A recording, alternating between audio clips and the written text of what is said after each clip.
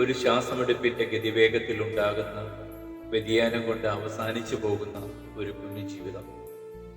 അതുമാത്രമാണെന്നേ നമുക്കെല്ലാവർക്കും ഉള്ളത്. ഈ ചെറിയ കാലയളവിൽ നമ്മുടെയൊക്കെ ഓട്ടപ്പാച്ചിലുകൾ എന്തൊക്കെയോ ചെയ്തു തീർക്കുന്നതിനും കയ്യടി നേടുന്നതിനുമൊക്കെ വേണ്ടിയല്ല. പക്ഷേ നമ്മൾ മറന്നുപോകുന്ന ഒരു കാര്യമാണ് കുരിശുമരണത്തോളം നമ്മളെ സ്നേഹിച്ച യേശുവിനെ. നമ്മുടെ ഓട്ടപ്പാച്ചിലുകളും മറ്റും യേശുവുമായി കണക്റ്റഡാണ് എന്നതാണ് പരമപ്രധാനം. യേശുവുമായുള്ള കണക്ഷൻ നമ്മുടെ ചെയ്തികളിൽ ഇല്ലെങ്കിൽ ഈ കാട്ടിക്കൂട്ടലുകളൊക്കെ വെറും പ്രഹസനം മാത്രം, വെറും ആത്മാവില്ലാത്ത ചെയ്തികളായി അവയൊക്കെ മാറും. വിശുദ്ധ ബൈബിളിൽ വിശുദ്ധ ലൂക്കാ സുവിശേഷകൻ തന്റെ 10-ാം അധ്യായത്തിൽ യേശുവിനെ സ്വഭവനത്തിൽ സ്വീകരിച്ച മാർത്ത, മറിയ എന്ന 2 കൂടപ്പിറപ്പുകളെ നമുക്ക് പരിചയപ്പെടുത്തി തരുന്നുണ്ട്. യേശു അവരുടെ ഗ്രാമത്തിൽ എത്തിയെന്ന് കേട്ടപ്പോൾ തന്നെ അവർ വളരെയേറെ എക്സൈറ്റഡ് ആയി. യേശു അവർക്ക് വളരെ സുപരിചിതനും സ്നേഹനിധിയുമായിരുന്നു. യേശുവും അവരെ സ്നേഹിച്ചിരുന്നു. യേശു അവരുടെ ഭവനത്തിൽ എത്തിയത് തനിച്ചായിരുന്നിരിക്കില്ല. എപ്പോഴും അവിടുത്തെ 12 ശിഷ്യന്മാരും അവിടുത്തെ കൂടെ ഉണ്ടായിരുന്നില്ല. അപ്പോൾ അവരും തീർച്ചയായും ഈ യേശുവിൻ്റെ കൂടെ തന്നെ ഉണ്ടായിരുന്നില്ല. യേശുവിനെയും ശിഷ്യന്മാരെയും ശുശ്രൂഷിക്കുന്നതിൽ ഒരു കുറവും ഉണ്ടാകാതിരിക്കാനുള്ള ഓട്ടപ്പാച്ചിലായിരുന്നു മാർത്ത എന്ന സഹോദരി. നമ്മളെ സ്നേഹിക്കുന്ന ഒരു വ്യക്തിയോ ഒരു കുടുംബമോ നമ്മുടെ വീട്ടിലേക്ക് അപ്രതീക്ഷിതമായി എത്തുമ്പോൾ നമ്മുടെ അമ്മമാർക്കും ഭാര്യമാർക്കും ഒക്കെ ഉണ്ടാകുന്ന അതേ വെപ്രാളം മാർത്തയ്ക്കും അന്നുണ്ടായിരുന്നു. പക്ഷേ മർത്തയുടെ സഹോദരി മറിയ യേശുവിൻ്റെ പാദപീഠത്തിങ്കിലിരുന്ന് കർത്താവിൻ്റെ വചനം ശ്രവിക്കുകയായിരുന്നു. മാർത്ത ഭക്ഷണമുണ്ടാക്കുന്ന തിരക്കിലും പെട്ടെന്ന് അവൾ വന്ന് യേശുവിനോട് പറഞ്ഞു, അങ്ങയെ ശുശ്രൂഷിക്കാൻ എന്നെ തനിയെ വിട്ടിട്ട് എൻ്റെ സഹോദരി ഇവിടെ അങ്ങയുടെ അടുത്തിരിക്കുന്നു, അങ്ങിത് കാണുന്നില്ലേ? യേശു പറഞ്ഞു, മർത്ത, മർത്ത, നീ പലതിനെക്കുറിച്ചും ഉത്കണ്ഠാകുലയും അസ്വസ്ഥതയുമായിരിക്കുന്നു. ഒന്ന് മാത്രമേ ആവശ്യമുള്ളൂ. മറിയം നല്ല ഭാഗം തിരഞ്ഞെടുത്തിരിക്കുന്നു, അത് അവളിൽ നിന്ന് എടുക്കപ്പെടുകയില്ല. നമ്മുടെ ജീവിതത്തെ ഒന്ന് തിരിഞ്ഞു നോക്കിയാൽ നമ്മളും ഈ മാർത്തയെ പോലെ തന്നെയാണ്. കുറെ കാര്യങ്ങൾ ചെയ്തു തീർക്കാൻ വേണ്ടിയുള്ള വ്യഗ്രതയിലാണ് നമ്മളെല്ലാവരും. സന്ദർഭത്തിന് അനുയോജ്യമായി വിവേകത്തോടെ വെടിപ്പായി കാര്യങ്ങളൊക്കെ ചെയ്തു തീർക്കുന്നു. അതെല്ലാം നല്ലത് തന്നെ. പക്ഷേ നമ്മുടെ പ്രവൃത്തികളിലൊക്കെ യേശുവുമായുള്ള ഒരു കണക്ഷൻ ഇല്ലെങ്കിൽ അവസാനം ഒരു വലിയ ശൂന്യത അനുഭവപ്പെടും. അപ്പോൾ പരാതിയാകും, പരിഭവമാകും, സ്വന്തം സഹോദരങ്ങൾ പോലും തള്ളിപ്പറയുന്ന അവസ്ഥയുണ്ടാകും. നമ്മുടെ ഓട്ടപ്പാച്ചിലിന്റെ ഫലം അനുഭവിക്കുന്നവർ ആരും തന്നെ ചില നേരങ്ങളിൽ നമ്മളെ കണ്ടെന്ന് പോലും നടിക്കില്ല. ഈ ശൂന്യതയെ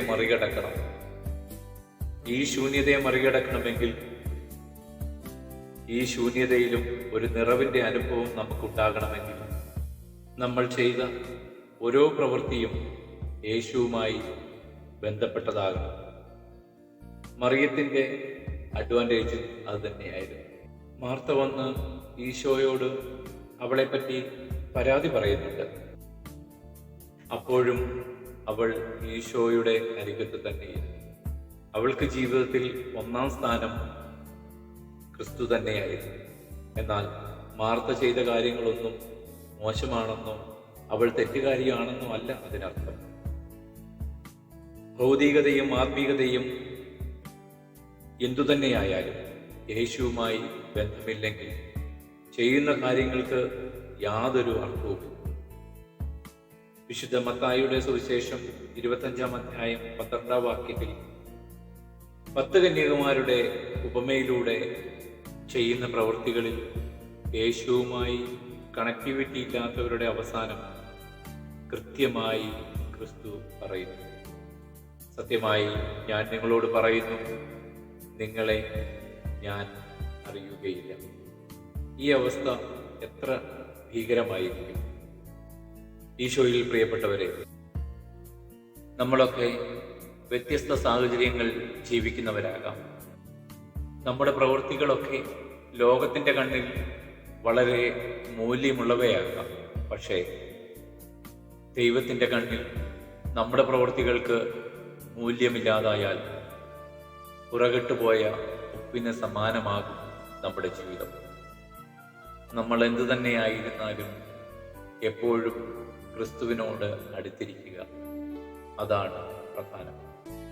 പരിശുദ്ധ അമ്മ മാതാവും യേശുവും ശിഷ്യന്മാരുമൊക്കെ കാനായിലെ ഒരു കല്യാണത്തിന് ക്ഷണിക്കപ്പെടുകയും ആ കല്യാണ വിരുന്നിൽ അവരുടെ ഏറ്റവും പ്രധാന വിഭവമായ വീഞ്ഞ് പെട്ടെന്ന് തീർന്നു പോവുകയും പരിചാരകരെല്ലാം വളരെ പരിഭ്രാന്തരാകുകയും ചെയ്ത ഒരു നിമിഷമുണ്ടായിരുന്നു. ആ സമയത്ത് കൃത്യമായി പരിശുദ്ധ അമ്മ അവിടെ ഇടപെടുകയും യേശുവിനെ ഈ അവസ്ഥ അമ്മ മാതാവ് അറിയിക്കുന്ന കാര്യങ്ങളൊക്കെ നമുക്ക് വളരെ സുപരിചിതമാണ്. അവസാനം അമ്മ മാതാവ് പരിചാരകരോട് പറഞ്ഞത് ഇത്രമാത്രമായിരുന്നു: അവൻ പറയുന്നത് പോലെ നിങ്ങൾ ചെയ്യുക. വീട്ടുകാര് ആ കല്യാണം ഏറ്റവും മികച്ചതാക്കാൻ വേണ്ടതെല്ലാം ചെയ്തിരുന്നു. പക്ഷേ യേശുവുമായി ഒരു കണക്ടിവിറ്റി അവർ ചെയ്ത കാര്യങ്ങൾക്ക് ഉണ്ടായിരുന്നില്ല. വീഞ്ഞിന്റെ കുറവ് ആ കുടുംബത്തെ ഒരു വലിയ കുറവിലേക്ക്, ഒരു വലിയ അപമാനത്തിലേക്ക് തള്ളിവിടാമായിരുന്നു.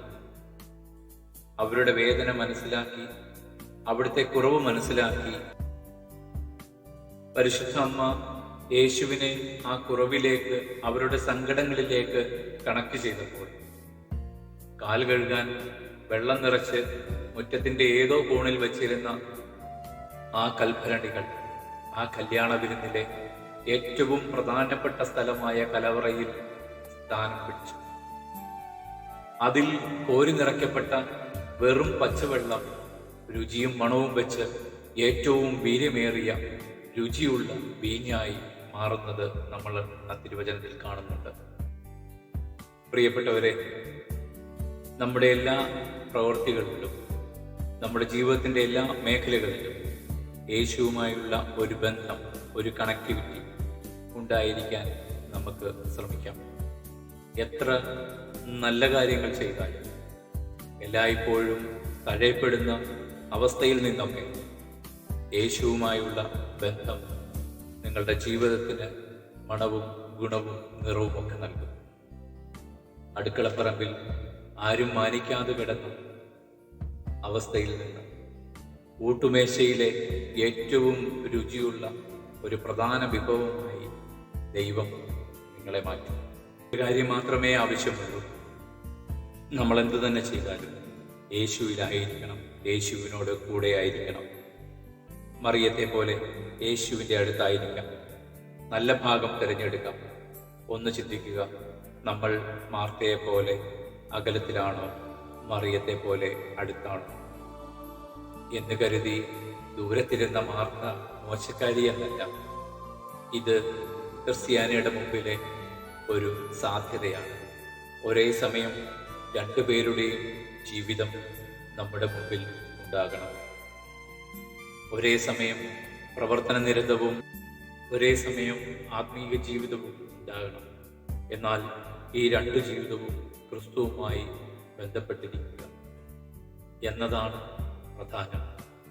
ക്രിസ്തുവുമായി ആ ബന്ധമില്ലെങ്കിൽ പൗലോസ് അപ്പോസ്തലൻ പറഞ്ഞതുപോലെ ചിലമ്പുന്ന ചേങ്ങിലയോ മുഴങ്ങുന്ന കൈത്താളമോ ആയിത്തീരും. നല്ല ഒരു ദിവസം ആശംസിക്കുന്നു. എല്ലാവരെയും ഈശോ സമൃദ്ധമായി അനുഗ്രഹിക്കട്ടെ.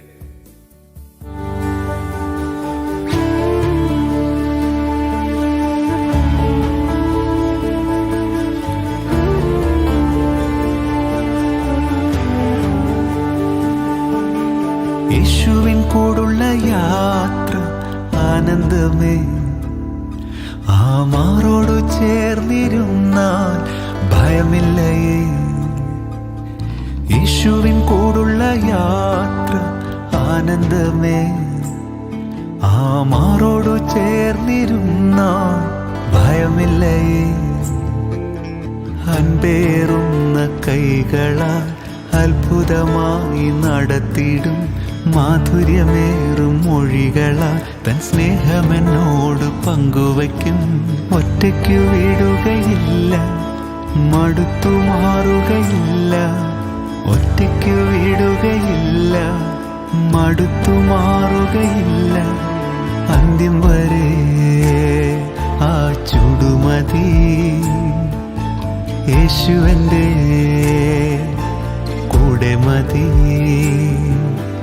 അന്ത്യം വരെ ആ ചുടുമതി. യേശുവൻ്റെ